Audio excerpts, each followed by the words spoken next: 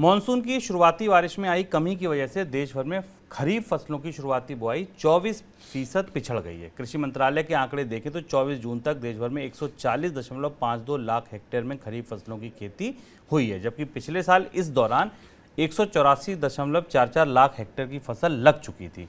इस बीच मानसून की बात करें तो 26 जून तक देश भर में बारिश औसत के मुकाबले 7% पीछे दर्ज की गई है। सर, पहला सवाल मानसून पर, वहाँ क्या स्थिति है सर?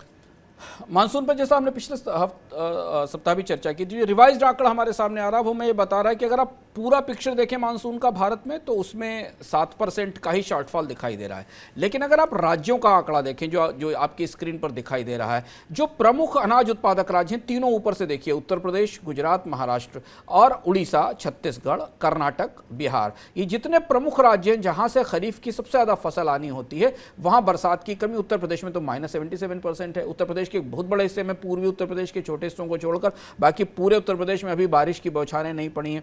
गुजरात जहां से कॉटन और बाकी चीज़ों की फसल आनी है, महाराष्ट्र बहुत महत्वपूर्ण है। इन इलाकों में जो मानसून का पिछड़ना है, और यही हम बराबर इस मनी सेंट्रल में लगातार कहते चले आए कि मानसून का नेशन वाइड नॉर्मल आंकड़ा उतना महत्वपूर्ण नहीं है जितना महत्वपूर्ण होता है उसका रीजनल डिस्ट्रीब्यूशन। और पिछले साल भी हमने ऐसी परिस्थिति देखी थी। अब ये जो डेफिसिट है, अगर ये पूरा नहीं होगा तो इसका सीधा असर हमें खरीफ की बुवाई पर दिखाई देगा, और वो हमें अभी दिखाई देने लगा है। हालांकि मौसम विभाग की तरफ से आंकड़े जो आ रहे हैं उस हिसाब से मानसून की अगले हफ्ते में रिकवरी होने की संभावना है, लेकिन फिर भी ये डेफिसिट कवर करने में मानसून को लंबा समय लगेगा। सर, दूसरा सवाल कि बुआई पिछड़ने का असर जो है किन फसलों पर सबसे ज्यादा है? बुआई पिछड़ने का अगर आप केवल गन्ने को छोड़ दें, शुगर केन को छोड़ दें, तो हालांकि अभी जून का महीना शुरुआती बुआई का महीना है, जुलाई सबसे महत्वपूर्ण होता है खरीफ की बुआई के लिए। लेकिन जो मानसून के पिछड़ने की देरी, अगर दोनों आंकड़ों को आप एक साथ रख के देखें तो आपको दिखाई देगा कि जिन इलाकों से सबसे ज्यादा अनाज आता है खरीफ का, वहीं सबसे ज्यादा मानसून डेफिसिट में है या कमी में। इसलिए देखिए, धान का रकबा करीब 45% कम है, कपास 14 से 15%, खरीफ का तिलहन काफ़ी था, और तिलहन के कारण महंगाई हमने देखी भी, और तेल की कीमतों पर दबाव भी बनने की बात है। दलहन का 36% है, मोटे अनाजों का करीब 38% गिरावट है, और कुल खरीफ की बुआई लगभग 24% पिछड़ी हुई है। अब ये 24% की कुल बुआई, जिसमें 45% के आसपास प्रमुख 30 से 45%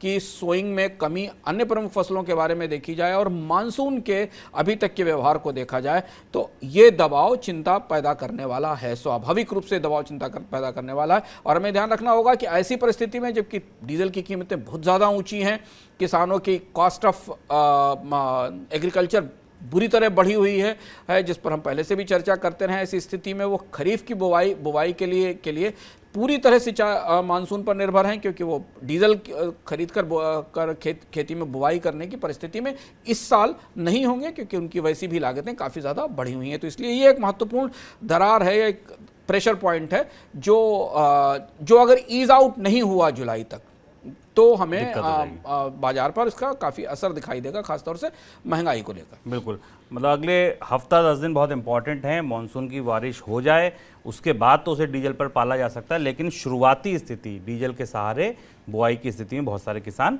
नहीं होंगे। सर, इसका असर सबसे पहले कहाँ दिखेगा? तत्काल असर इसका कहाँ दिखेगा? ये दो आंकड़े जो हमारे पास है वो सबके पास हैं। हमें अनाजों के बाजार में तिलहन, दलहन और दालों में दालों को आमतौर पर हमने ट्रेंड्स को से अलग जाते देखा है। पिछले 1 साल में, 1.5 साल में दालों की कीमतें उतनी नहीं बढ़ी जितनी बाकी फसलों की बढ़ी। पिछले हफ्ते की इकोनॉमिका में हमने विस्तार से बात की थी कि भारत की पूरी फूड बास्केट महंगाई का शिकार है, पूरी फूड बास्केट महंगाई का शिकार है, और उसमें धान और तिलहन और खरीफ का तिलहन और मोटे अनाज भी, खासतौर से धान और तिलहन की बुआई पिछड़ने का असर हमें अभी से भारतीय बाजार में तिलहन और उससे खाद्य तेल की कीमतों में दिखाई देने लगेगा। चावल सबसे बड़ी उलझन है, जिस पर हमने विस्तार से चर्चा की कि एक तो यहाँ बुआई पिछड़ रही है, मौसम साथ नहीं दे रहा है, और दूसरी तरफ दुनिया के बाजार में भारत के चावल की मांग लगातार बढ़ रही है। दुनिया के देश भारत से चावल मंगाने के लिए अपना इम्पोर्ट ड्यूटी कम कर रहे हैं। अब ये दुविधा भारतीय बाजार में चावल की कीमतों में बढ़ोतरी की वजह बनेगी। गेहूं की कीमतों पर हमने ऐसा ही दबाव मार्च अप्रैल के बाद देखा, और जब एक बार WPI में थोक मूल्य सूचकांक में गेहूं की कीमतें ऊपर गईं तो अभी टिकी हुई हैं। तो इसलिए महंगाई को करीब से देखिए, खाने पीने की चीज़ों की महंगाई वैसे भी स्थानीय स्तर पर और राष्ट्रीय स्तर पर बढ़ी हुई है। अगर मानसून जरा भी डगमगाया, अगर मानसून अपने अपने सामान्य स्तर से नीचे क्षेत्रीय स्तर पर एक राज्य में भी चला गया, शुभ गुजरात में, महाराष्ट्र, उत्तर प्रदेश में भी अगर बारिश सामान्य से कम हुई, पूरे देश में ना भी हुई हो, एक प्रमुख कृषि उत्पादक राज्य में भी अगर मानसून 10%, 15%, 20% डेफिसिट में रहा अंततः, तो इसका असर हमें भारत के खाद्य बाजार की महंगाई पर सीधे तौर पर दिखाई देगा। और यही रिजर्व बैंक की और सरकार की मुसीबतें आने वाले समय में और ज़्यादा बढ़ाएगा।